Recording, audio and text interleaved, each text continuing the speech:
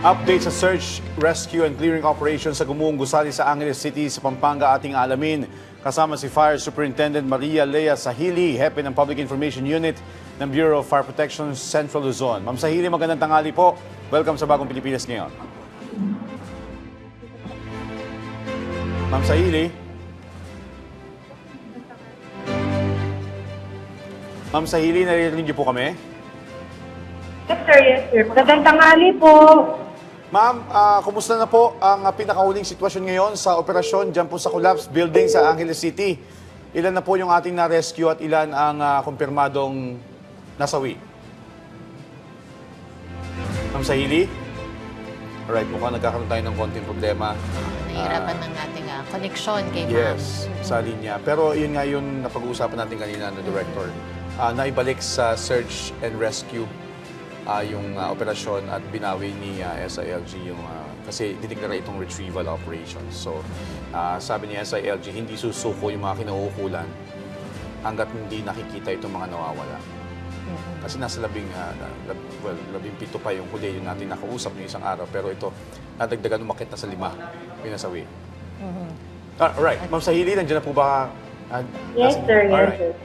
Ma'am, kumustahin po namin yung pinakauling sitwasyon ngayon sa operasyon sa collapse building sa Angeles City.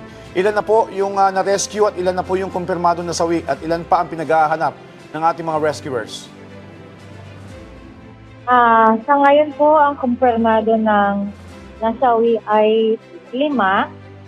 At yung dati nating 4 ay nadagdagan simula nga po nung ito'y natagpuan kahapon at kanina po ay na-explicate natin ito.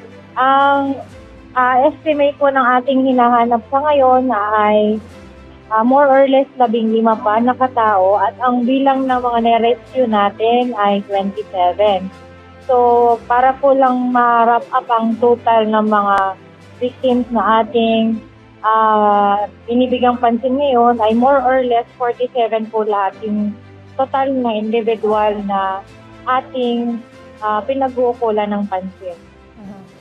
Ma'am, sa ground operations po ngayon, ano po yung pangunahing objective ng BFP Central Luzon? Meron po bang specific sectors o portions pa po na mas tinututukan ninyong halughugin para sa posibleng survivors?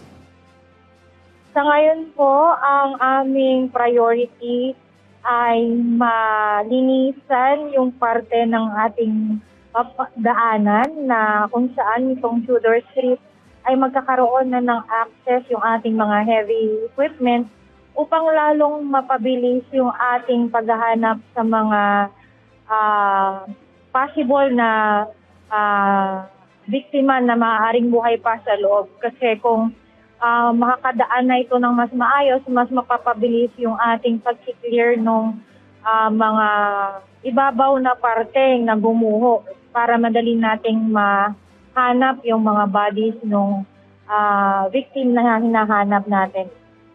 Okay, maliban po sa clearing operations na ginagawa po ninyo, Ma'am Sahili, ano-ano naman po ang specialized equipment ang ginagamit po ngayon sa site at paano po ito nakakatulong sa paghahanap nga po ng posible pang mga survivors? Sa ngayon po, ang level ng ating operation ay nakafocus muna sa combination ng clearing at the same time rescue operation. So pagdating naman po sa clearing, ang ginagamit po natin dito ay ang mga heavy equipment na nagmula sa mga local civil engineering at sa MMDA. I'm sorry, the DPWH, sorry po for the correction. And itong mga backhoe at dump trucks ang pinakamalaking role na ginaganap ngayon para mas mabilis at mapadali ang pagkuha ng mga debris na nakalatag dito sa kalsada ng Tudor Street. Pagdating naman po doon sa mga ginagamit ng ating mga rescuers, mayroon po tayo mga ginagamit na hydraulic cutters at saka yung mga concrete breakers at saka yung mga portable na cutting tools, kagaya po ng yung mga angular, circular cutting tools, ganyan, mga acetylene set, yan po. Ma'am, nitong mga nakaraang araw, mainit po ang panahon. Paano po hinaharap at pinaghahandaan ito ng rescuers? At meron po ba silang rotation system para po mapanatili ang kaligtasan ng responders? Yun nga po, dito po sa ating ginagawang response, ang pinaka-priority po natin din ay panatilihin ang kaligtasan ng ating mga rescuers. Paano po ba natin yung ginagawa? Unang-una, dapat sila ay hydrated bago pumunta sa site. At the same time, yung body-body system nila kapag nandun sila sa loob. Kasi po kapag nagkaroon tayo ng secondary na pagguho dahil doon sa ginagawa nating clearing operation, ay mayroong nagbabantay sa isa't isa para kumbaga yung safety ng bawat isa ay ma-monitor kasi unstable nga po ng ating building ngayon.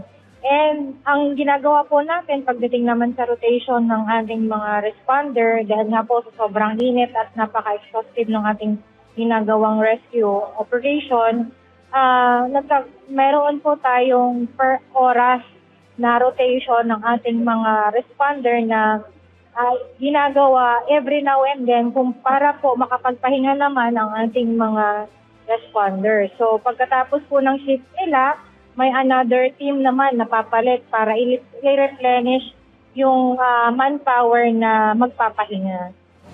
Alright, on that note, maraming salamat po sa inyong oras. BFP Central Luzon Public Information Unit Chief Fire Superintendent Maria Lea Sahili.